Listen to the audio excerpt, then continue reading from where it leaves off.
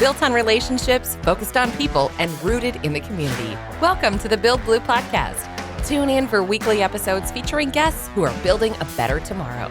You'll hear inspiring stories from industry leaders, business owners, community partners, and our team members. The Build Blue podcast, where construction comes to life. An Apex Construction Group production. Welcome to the Build Blue podcast. My name is Jess Blaze with Apex Construction Group, and we are joined today by Erin Simmons and Laura Stevens of My Place Mankato. Welcome to the podcast. Thanks for having us. Let's talk a little bit. Let's meet you guys. Let's hear a little bit about yourselves and your backgrounds. Sure, I can go first. I'm Laura Stevens, and I have lived in Mankato a little over 20 years. And I was a stay-at-home mom for quite a while, and then I went back to work, and I've been in the nonprofit field ever since. Excellent. And your role at My Place is a new role. Yep, it's a new role. As a development director, I'm coming on board to help Erin out with some of the tasks as far as annual fundraising and moving into a capital campaign. Exciting. And Erin, let's learn a little bit about you. I'm Erin Simmons, and I've lived in the community for 20 years, which those numbers make me feel old. And I've been with Mankato Youth Place since before we opened our doors back in August of 2018. Was it 2018? Mm-hmm. Time flies. I know it. Doesn't it? Yeah. Oh my goodness. So we start all of our Apex podcasts with our Apex Icebreaker, and we ask the same question of everyone. If you could open and run any business, what would it be?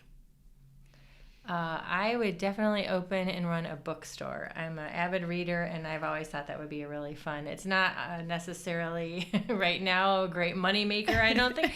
However, I think it would be really fun. I love that. You are actually, I believe, the third person who has said that they would open a bookstore. And I love to read too, so I love that idea. What about you, Erin?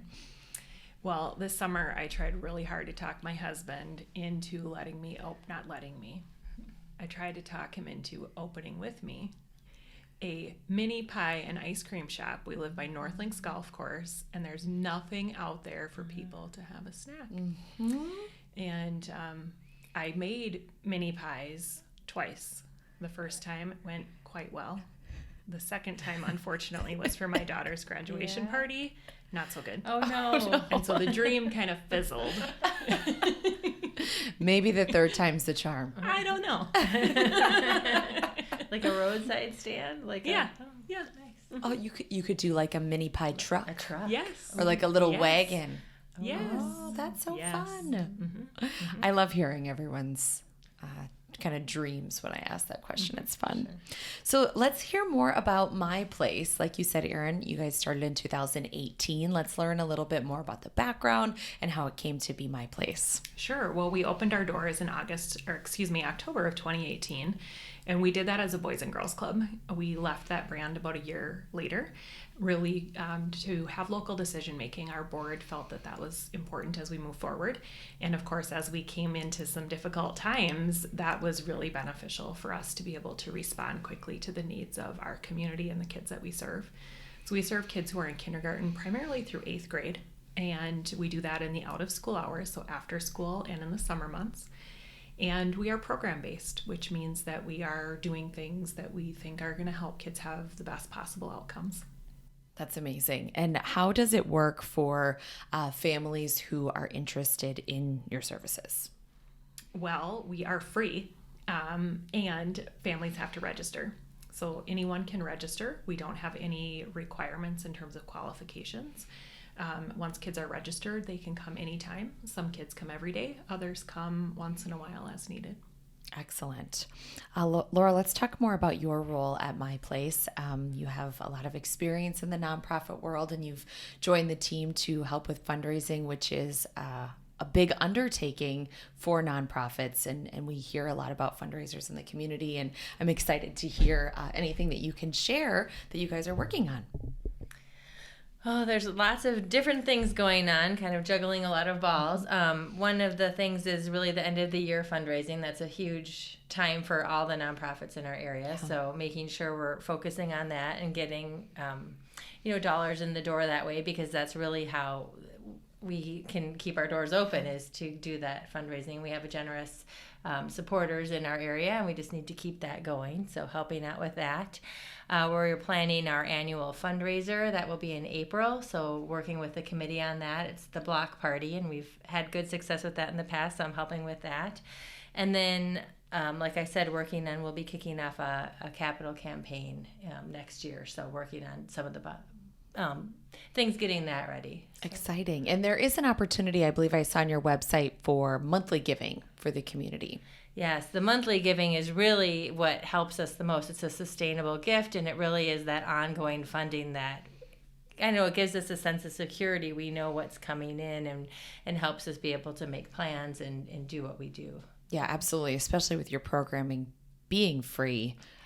Definitely. I mean, we're helping, the kids and the families in our programs are all experiencing poverty at some level and some extreme poverty. Mm-hmm. And so we need to keep it free and all the different things that we can provide for them at my place that they might not be able to get otherwise. But we have a lean budget too. I mean, Erin runs a very lean ship, I guess I would say. So most of our things are donated that we use, supplies and things like that. It's really just the staff and the space, the rent space. So it's just a matter of being able to do the things that we do. We need to, that ongoing support is very important. Absolutely. Let's talk about some of the programming and where you're located. Sure. Well, we're located right now in the downtown area. We're in the old St. John the Baptist Parish Life Center building, which is familiar to a lot of folks. I hear it was a great place for birthday parties and basketball games back in the day. So people are familiar with that space. As I mentioned, we're program-based, and the number one program, our top priority year-round, is academics. And the reason for that is that the majority of the kids that we serve fall within the same data pool as kids who are least likely to graduate in our school district. In fact, many of them might see a graduation rate around 75%. And as we talked about that in our early days with our staff, we found that to be unacceptable and decided that if we know about it, how could we look down our hallways and think about the potential for 25% of our kids to not graduate, and that we were going to work really hard and be committed to doing something about it. So we have a few things we do academically. We help kids with homework after school. We do math games. We do a lot of reading. And most exciting to me as we've come out of the pandemic is that we have a lot of volunteers who are coming in and reading one-on-one with our kids. And that's where we see, I think, probably the biggest impact is that one-on-one time. Absolutely. That's amazing. Yeah. And then in addition to academics, we are doing other programming as well. We're doing STEM. We do the arts. We have had a partnership with the Mankato School of Music for about a year now, where they have an instructor who comes in and is offering guitar lessons. Cool. Starting in January, we'll have music therapy beginning. We have a staff member who is teaching kids how to play drums and the piano. I heard a great jingle bells last week, so it's fun to see kids progress. Mm-hmm. We do a lot around athletics. One of my favorite activities is handball. I don't play it myself. And when Mike Wells came down to ask if we'd want to participate, I thought, well, that seems kind of weird, Yeah, handball, okay. But as we visited about it, really the benefit to our kids beyond learning this new sport and being physically active is that they're on campus every week. And I think if you've never stepped foot on a college campus, how could you ever picture yourself going to one?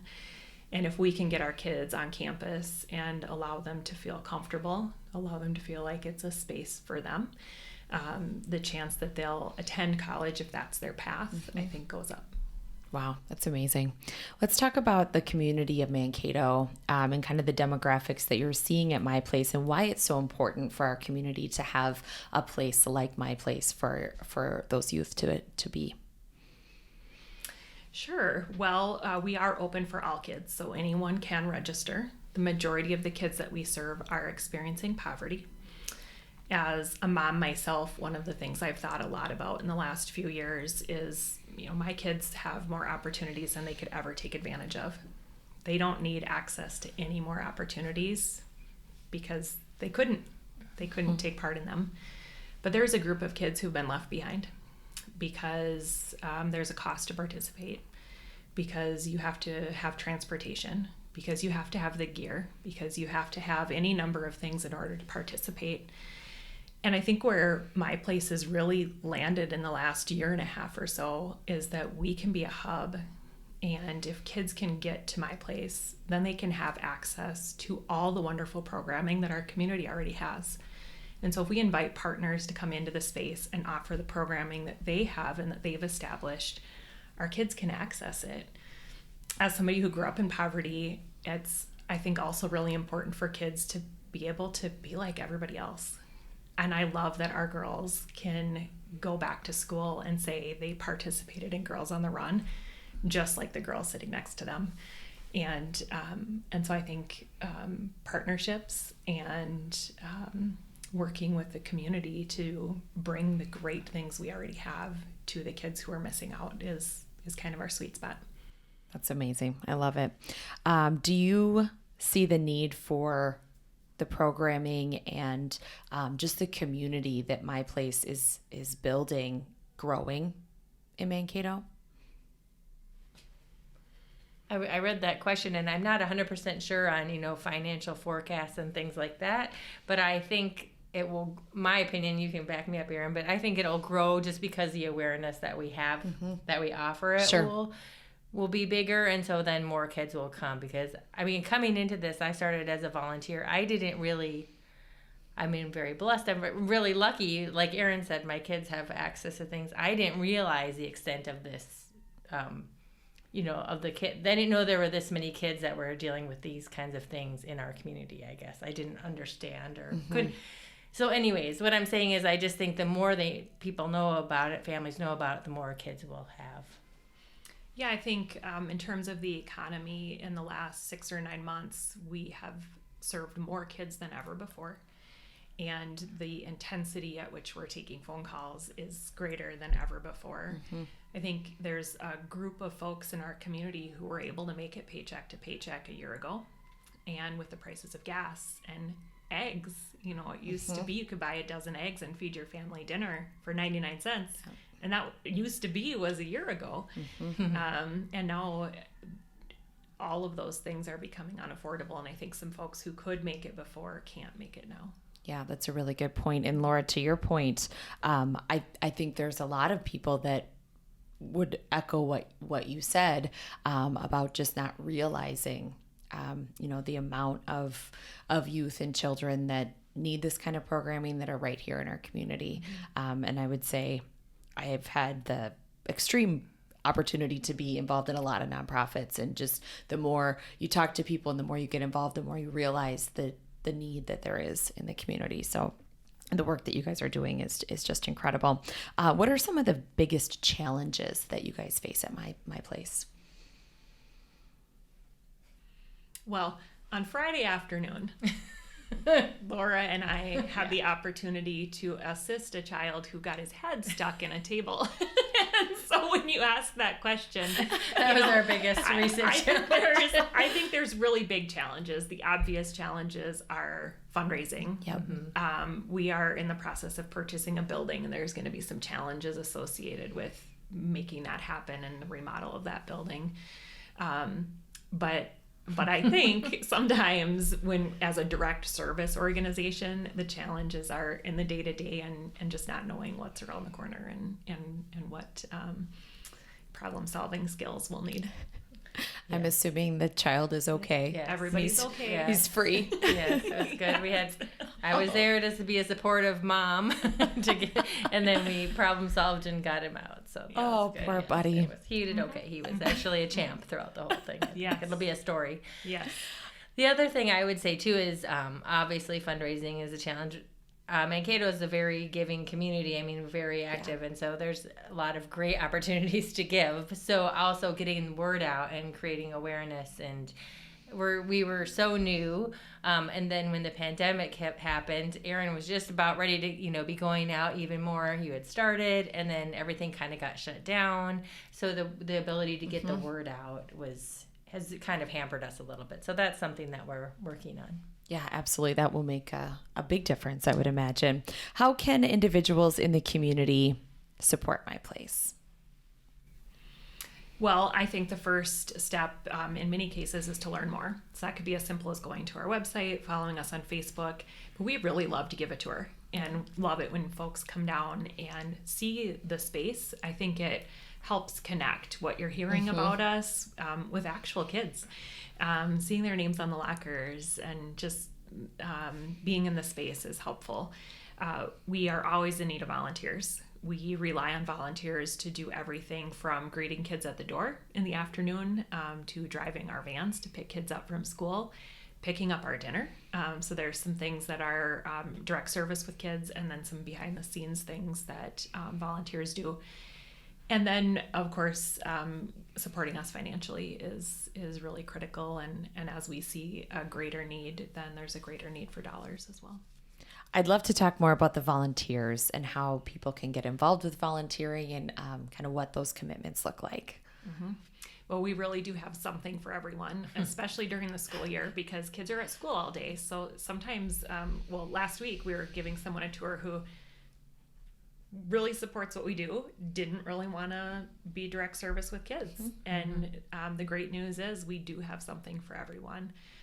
We rely on volunteers heavily to support us maintaining our space, maintaining our vehicles, lots of things. We try to really work one-on-one with the volunteer and figure out what is it that you enjoy doing and when does it work best for you to do that, and then we'll create a volunteer spot for you. I think that's what keeps volunteers around for a long time, is they're doing things that they enjoy and find fulfilling. Yeah, that's excellent. What kind of growth are you expecting? You alluded a little bit to a new location. So just looking ahead at 2023, what are you guys expecting as far as growth and change? Well, we've already grown quite a bit. We're serving more kids than we were serving before the pandemic. And then, of course, as the case with many organizations, our numbers went down.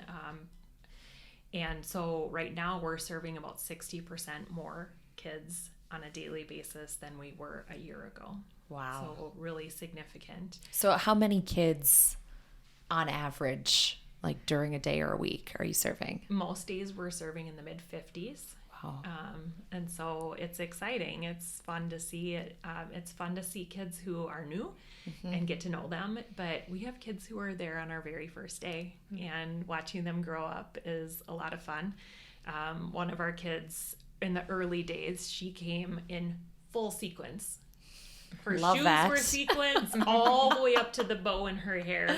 And I took a picture of that, and it sits in her file waiting for graduation day, because it is fun and it's rewarding to see kids grow up and kind of watch them go through the journey of school years.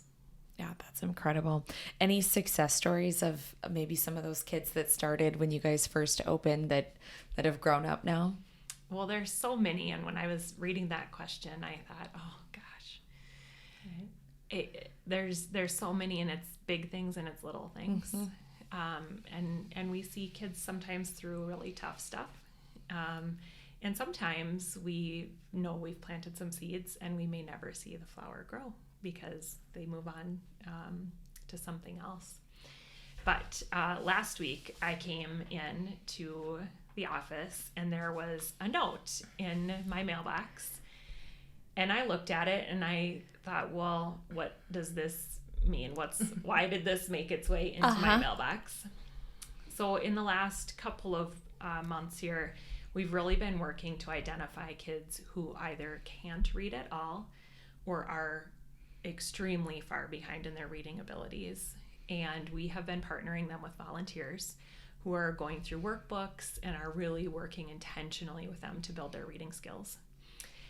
And we're specifically focusing on kids who are 2nd, 3rd, 4th, 5th grade, because what we know is that if kids are not proficient readers by the end of 2nd grade, the likelihood that they ever will be is very, very slim. And we want to make that shift. And so this note that was in my mailbox, this says, can we go to the gym? And it's not written perfectly, but it was an easy read because it's close enough.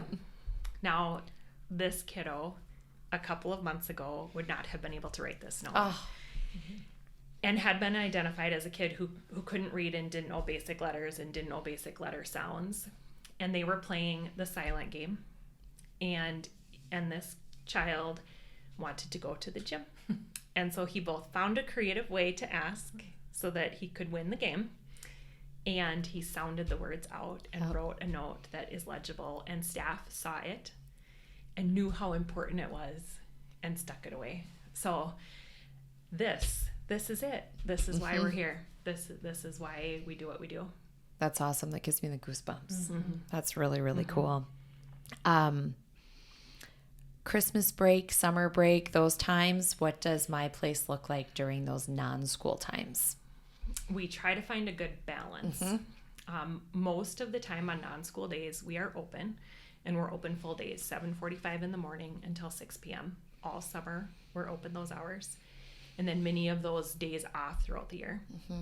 We do close over the Christmas break because most of our staff are college students. And we know that one of the best things we can do for our kids is retain staff. Yeah. That those relationships are so important for their self-esteem, their development, all of those pieces. And so we want to treat our staff really well. And our college age staff want to go home and see their moms. And we want to let them and not have that be an issue between us and our staff. Yeah, absolutely. Let's talk about that structure and seeing those same faces every day, like your staff or like your volunteers, and how important is that for those children?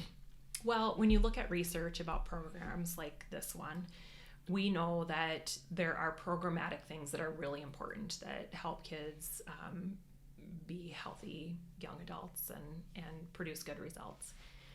But when you ask kids who've graduated out of programs like this, what was the number one thing that impacted you? It was the people in the space. And that's those longtime staff. It's longtime volunteers.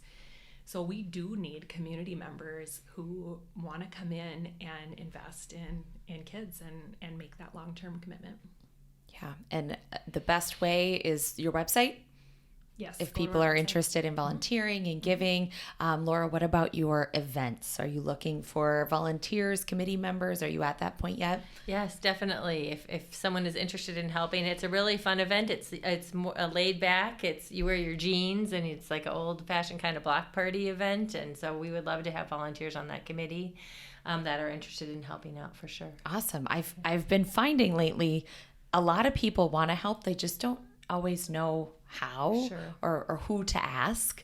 So I always like when I have nonprofit guests to find out really what the best way is to connect with you guys. Yeah, I would also say I started out as a volunteer reader at My Place. And so I think, like Erin said, it was when you commit, if you could do once a week or something, just so you're a familiar face. And I think that does make a difference.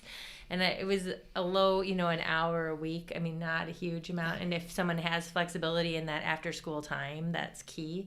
And we have a lot of women that are readers, but we are really looking for a few more men to read because that's important, especially for the boys, if maybe they haven't had a male role model that does reading for them in their life, just to see that. We think that's important. So yeah, plug for that. Can you guys speak to that research at all? I've heard that before, the importance of boys hearing men read to them.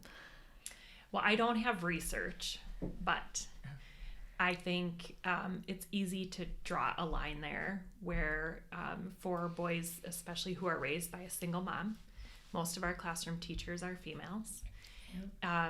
And so if you are a boy in first, second, third grade and reading is hard, it would be really easy to feel like reading is probably not for you, that reading's for girls. And I think if you haven't seen a guy read, how would you know?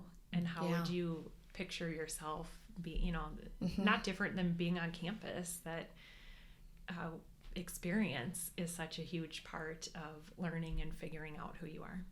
Yeah, thank you for talking about that more. I have heard that on other podcasts, so thank you for bringing that up.